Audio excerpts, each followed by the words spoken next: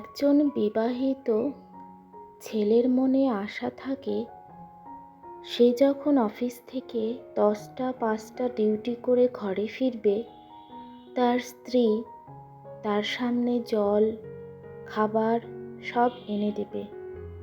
তার অনুপস্থিতিতে সংসারের দায়িত্ব পালন করবে, বাড়িতে শ্বশুর শাশুড়ির দায়িত্ব পালন করবে, তার সন্তানের দায়িত্ব পালন করবে।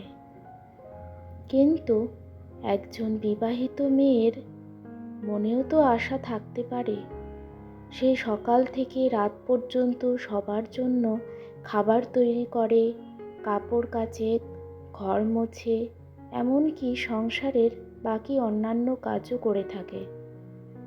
তাকে যদি একটা দিন রান্নার কাজ থেকে আর সংসারের কাজ থেকে যদি বিরত দিয়ে বলা যায়, কিছুটা সময় সংসারের কাজ বন্ধ করে নিজের জন্য একটু সময় বের করে নিজের খেয়াল রাখো আর কোথাও গিয়ে ঘুরে আসো,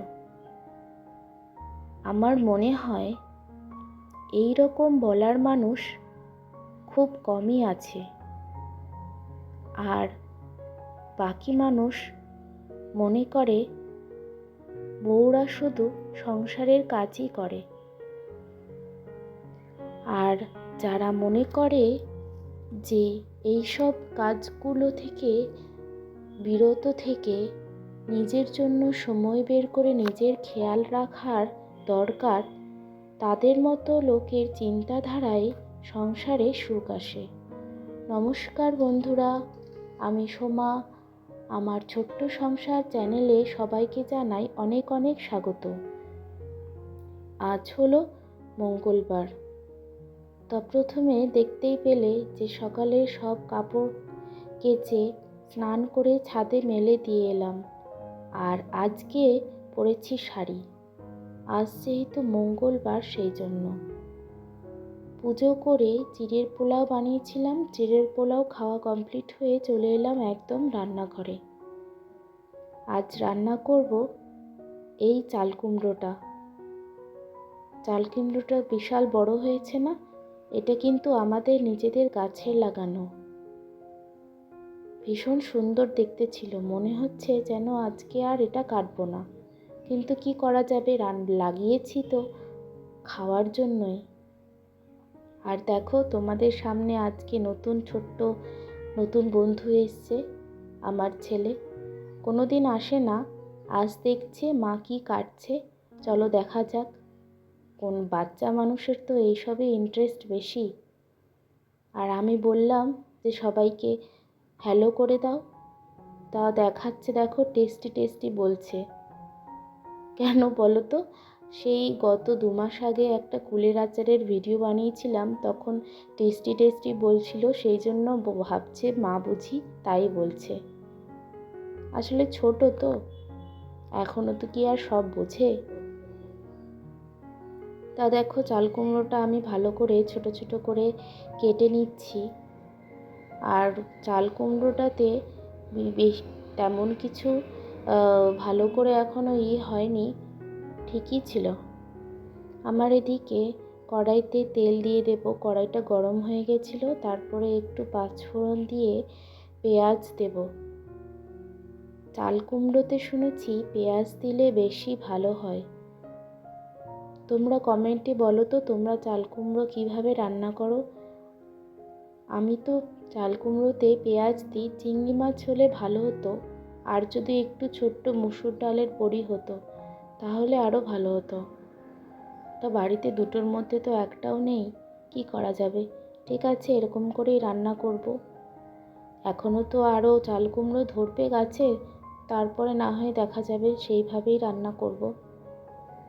এদিকে চাল কুমড়োটা ভালো করে দেখো পেঁয়াজ দিয়ে ভাজতে দিয়েছি, ততক্ষণে আমি এদিকে রসুনটা থেতো করে নিই। আমার কাছে মিক্সচার মেশিন নেই, আমি এই মশলা কুটুনিটা কিনেছি অনেক দিন হলো, এটা দিয়ে মশলা কুটিয়ে দিই। পেঁয়াজটা কুচি কুচি করে কেটে দিই, আর যদি রসুন আদা থাকে এটাতেই কুটিয়ে দিই, তাহলেই হয়ে যায়।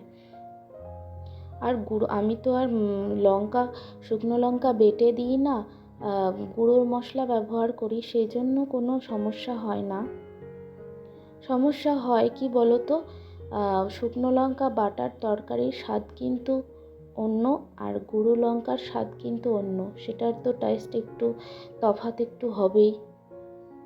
চাল কুমড়োটা কেটে যে খোসাগুলো ছিল, খোসাগুলো আমি রেখে দিয়েছি, ভেবেছি রাত্রেবেলা এগুলো পেঁয়াজ দিয়ে ভালো করে খোসা করব। কিন্তু সবাইকে জিজ্ঞেস করলাম, বলল কেউ খাবে না বাড়িতে, আমার শ্বশুরবাড়িতে এইসব কেউ পছন্দ করে না খেতে। তা ঠিক আছে, কেউ খাবে না যখন, আমার একার করে কি করব। তারপরে দেখো বাবা ডেকে বলল কাঁঠাল পেকেছে, কাঁঠাল কটা নিয়ে যেতে, নিয়ে এলাম। আসলে আমি পাকা কাঁঠাল খেতে ভালোবাসি। তো তোমরা কে কে পাকা কাঁঠাল খেতে ভালোবাসো আমাকে কমেন্ট করে বলো, আমার তো বেশ ভালো লাগে। তারপরে তরকারিটা চাপিয়ে দিয়ে দেখো এদিকে চলে এসেছি। গতকালের সব শুকনো কাপড় ছিল, ভাঁজ করা হয়নি, বিছানার মধ্যে পড়ে আছে, একদম পুরো ঢাই হয়ে পড়েছিল। এত কাপড়, প্রতিদিন গরমের জন্য এত কাপড় কাচতে হচ্ছে, সে কি বলবো আর। কাপড়গুলো ভাঁজ করতে করতে তোমাদেরকে সামনে দুটো জামা দেখালাম। ওই দুটো জামা বাবুর ছোটোবেলাকার। বাবু বলছে যে, কালকে বলছে যে ডলগুলোকে জামাগুলো পরিয়ে দিয়েছিলাম, বলছে যে মা এই জামা দুটো ডলের খুলে দাও, গরম তো পড়েছে, গরম লাগছে। সেই জন্য কথা মতো দেখো ডলের জামাগুলো খুলে দিয়েছি।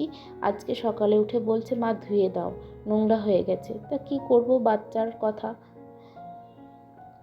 যেমন করে তার মন করছে তাই বলছে। আমার এদিকে দেখো কাপড় ভাঁজ করে এসে চলে এসেছি, তরকারিটা জলটা শুকিয়ে গেছে একদম। কালারটাও কেমন এসছে বলো, রান্নাটা কেমন হয়েছে। আর লঙ্কার গুঁড়ো দেবো, তার আগে বাবুর জন্য অল্প একটু তুলে রাখলাম, তারপরে এবার আমাদেরটাতে শুকনো লঙ্কার গুঁড়ো দিয়ে দেবো। তাহলে আজকের ভিডিওটা কেমন লাগলো কমেন্ট বলো, ভালো লাগলে অবশ্যই লাইক, শেয়ার, সাবস্ক্রাইব করো।